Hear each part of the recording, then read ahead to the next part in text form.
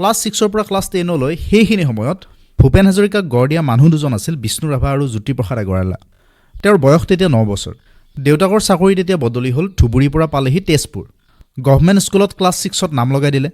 ঘৰৰ পৰা চাইকেলখন লৈ ওলাই গ'লেই তেওঁ জ্যোতিপ্ৰসাদ আগৰৱালাই পিয়ানো বজাই থকা শুনে। তেতিয়া জ্যোতিপ্ৰসাদ আগৰৱালাৰ ঘৰ পকী লৈ জৱাহৰলাল নেহৰু, গান্ধীজীয়েও আহি থাকি গৈছিল। ইফালে কিছুদূৰ গ'লেই লগ পায় আনন্দ চন্দ্ৰ আগৰৱালাক। ইফালে ওচৰতে পদ্মনাথ গোহাঁই বৰুৱাই অসম বন্তিৰ সম্পাদনা কৰি থাকে।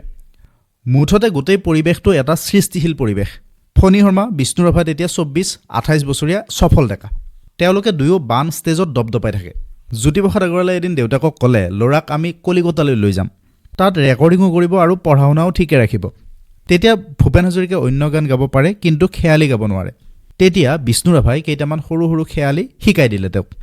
জ্যোতিপ্ৰসাদেও হাতত ধৰি সেই গীতবোৰ এটা এটাকৈ শিকালে। ৰিহাৰ্চেল শেষ কৰি আটাই ট্ৰেইনত উঠি কলিকতা পালেগৈ। তাত আৰোৰা ফিল্ম ষ্টুডিঅ'ত ৰেকৰ্ডিং হ'ল।